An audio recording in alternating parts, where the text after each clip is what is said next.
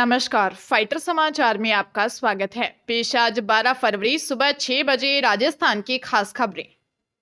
राजस्थान में फर्जी डिग्री लेकर नौकरी कर रहे 500 से ज्यादा पीटीआई एसओजी के रडार पर हैं। एसओजी ने इनके खिलाफ पूरे सबूत जुटा लिए हैं। हाल ही में राजस्थान सरकार ने 134 पीटीआई को बर्खास्त किया था, लेकिन एसओजी के पास 1259 कैंडिडेट की लिस्ट है, जिनकी डिग्री से लेकर नियुक्ति संदेह के घेरे में है।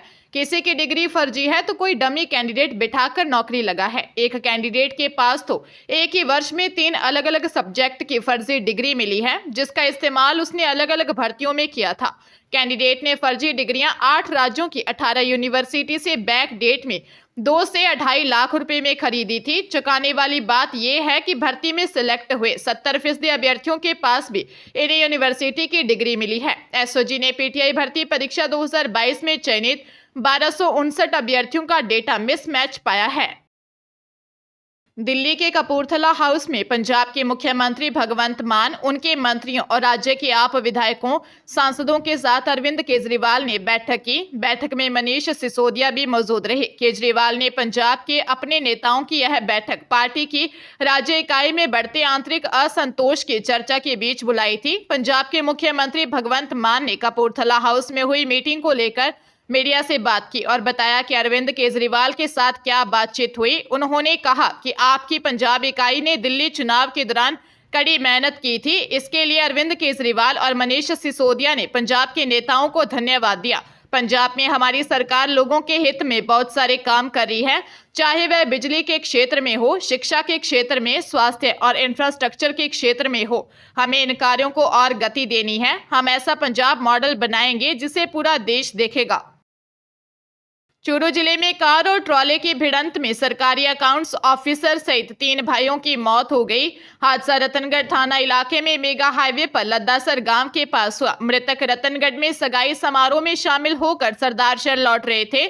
पुलिस के अनुसार एक्सीडेंट के कारणों की जांच की जा रही है। वहीं एक्सीडेंट की खबर के बाद से 3 परिवारों में कोहराम मचा हुआ है। हेड कांस्टेबल सुखबीर सिंह ने बताया कि मृतकों में रतनगढ़ नगर पालिका के लेखा अधिकारी 50 वर्षीय अरुण सोनी भी हैं। एक्सीडेंट में उनके बुआ के बेटे श्रीगंगानगर निवासी 35 वर्षीय डिंपल सोनी और सरदार शहर के 32 वर्षीय पंकज सोनी की भी मौत हो गई। पंकज सोनी अकाउंट्स ऑफिसर के चाचा के बेटे थे। हादसा इतना भीषण था कि तीनों की मौके पर ही मौत हो गई। पंजाब के फाजिलका जिले के अबोहर में एक दंपति के साथ हुई लूटपाट की घटना के पूरे इलाके में सनसनी फैला दी है। ढाणी करनैल में रहने वाले दंपति के घर 3 अज्ञात बदमाश घुस गए। बदमाशों ने खुद को इमीलाल बताकर दरवाजा खुलवाया और घर में घुसते ही कापे के बल पर दंपति को बंधक बना लिया। मामले की सूचना पर पहुंची पुलिस ने 3 अज्ञात लुटेरों के खिलाफ केस दर्ज कर जांच शुरू कर दी है। 3 आरोपियों की तलाश जारी है। पीड़ित महिला निताशा ने बताया कि बदमाशों ने उन्हें और उनके पति सुषम कुमार को 3 घंटे तक बंधक बनाए रखा। उन्होंने घर से सोने की बालियां, चांदी की ईंट, 1 लॉकेट, 8,500 नकदी, 3 महंगे मोबाइल और माइक्रोवेव लूट लिया। इतना ही नहीं, बदमाशों ने दंपति से एटीएम कार्ड का पिन नंबर भी पूछ लिया और बाद में उनके खाते से 22,000 रुपए भी निकाल लिए। सटी 1 पुलिस मामले की हर पहलू से जांच कर रही है। प्रदेश भर के सरकारी सीनियर सेकेंडरी स्कूलों को फिलहाल प्रिंसिपल नहीं मिल पाएंगे। माध्यमिक शिक्षा निदेशालय ने इस संबंध में पूर्व में जारी आदेश को वापस लेते हुए इस प्रक्रिया को फिलहाल स्थगित कर दिया है। अब इसी महीने में नई तारीख जारी हो सकती है। दरअसल राज्य भर में प्रिंसिपल काउंसलिंग के लिए तैयारी चल रही थी। उम्मीद की जा रही थी कि नए स्कूलों में बोर्ड एग्जाम से पहले ही प्रिंसिपल पहुंच जाएंगे। शिक्षा विभाग ने ऑनलाइन काउंसलिंग के कार्यक्रम भी जारी कर दिया था। एक दिन पहले ही सीनियरिटी की स्थायी लिस्ट भी जारी कर दी, लेकिन अचानक इस प्रक्रिया को स्थगित कर दिया। निदेशालय से जारी आदेश में कहा गया है कि अपरिहार्य कारणों से ऑनलाइन काउंसलिंग कार्यक्रम स्थगित किया गया है। उम्मीद की जा रही है कि कुछ दिन बाद ही नया कार्यक्रम जारी होगा। पाली में एक नवविवाहिता का सुहाग शादी के 20 दिन बाद ही उजड़ गया। मां की लाडो के हाथ पर रची मेहंदी का रंग अभी उतरा ही नहीं था कि हादसे में उसका सुहाग छिन गया। हादसा भटवाड़ा साईं बाबा मंदिर के बीच हुआ, जहां तेज रफ्तार कार ने बाइक सवार नव दंपति को चपेट में ले लिया। हादसे में पति की मौत हो गई जबकि पत्नी घायल हो गई। एसएचओ जसवंत सिंह राजपुरोहित ने बताया कि हादसे में युवक हितेश गंभीर घायल हो गया था, जिसे जोधपुर रेफर किया गया, जहां इलाज के दौरान जोधपुर में उसकी मौत हो गई। जानकारी के अनुसार गांव जवड़िया में भाटों की ढाणी निवासी 21 वर्षीय हितेश भाट अपनी 18 वर्षीय पत्नी मनीषा को बाइक से पाली राजेंद्र नगर स्थित पीहर छोड़ने जा रहा था कि टवाड़ा और साईं बाबा मंदिर के बीच तेज रफ्तार कार ने उन्हें टक्कर मार दी। 21 जनवरी 2025 को मनीषा से शादी हुई थी। जयपुर से महाकुंभ में जाने वाले यात्रियों के लिए अच्छी खबर है। स्पाइस जेट एयरलाइंस जयपुर से प्रयागराज के लिए एक और डेली फ्लाइट शुरू करने जा रही है। यह फ्लाइट हर दिन जयपुर से प्रयागराज और प्रयागराज से जयपुर आएगी।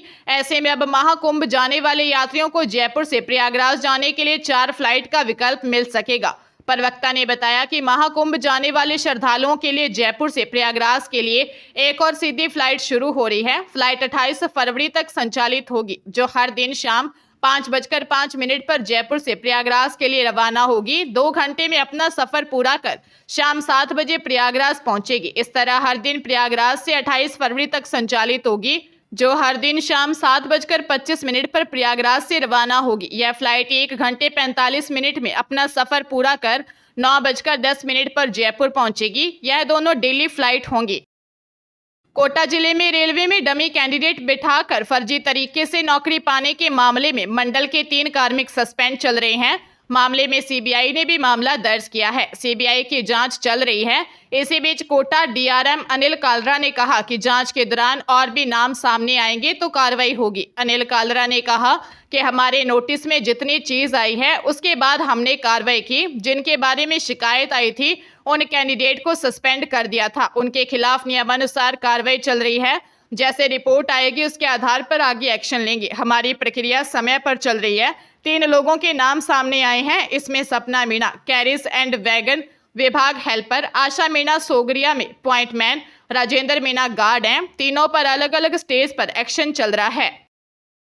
जयपुर के ब्रह्मापुरी पुलिस ने सचिवालय में बाबू की सरकारी नौकरी लगाने के नाम पर धोखाधड़ी करने वाले ठग अरुण शर्मा को गिरफ्तार किया है। आरोपी ने कर्मचारी चयन बोर्ड के फर्जी प्रोविजनल लेटर, चयन सूची और नियुक्ति पत्र देकर धोखाधड़ी की थी। पुलिस उपायुक्त उत्तर राशि डोगरा डूडी ने बताया कि 3 जून 2024 को गिरिराज सिंह ने रिपोर्ट दी कि उसके बेटे को सचिवालय में सरकारी नौकरी लगाने के नाम पर राजेंद्र शर्मा व अरुण शर्मा ने 6 लाख रुपए ले लिए। इन्होंने मेरे बेटे के नाम से बैक डेट में फर्जी कर्मचारी चयन बोर्ड के प्रोविजनल लेटर, फर्जी चयन सूची, सील मोहर व हस्ताक्षर से जारी हुआ नियुक्ति पत्र दे दिया।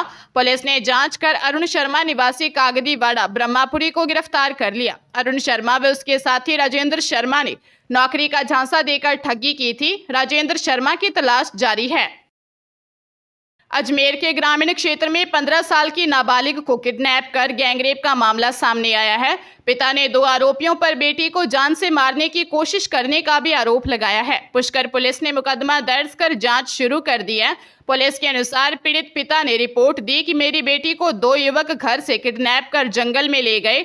बाद में उसके साथ अश्लील हरकत की। एक आरोपी ने रेप किया, दूसरे ने भी रेप की कोशिश की। इस दौरान बेटी आरोपियों के चंगुल से बचकर घर पहुंच गई। पिता ने पुलिस को बताया कि लहूलुहान हालत में बेटी घर पहुंची और अपनी मां को घटना की जानकारी दी। सूचना मिलने पर मैं भी घर पहुंचा। इसके बाद पत्नी ने बेटी के साथ हुई घटना के बारे में बताया। दोनों आरोपियों ने बेटी को जान से मारने की कोशिश भी की।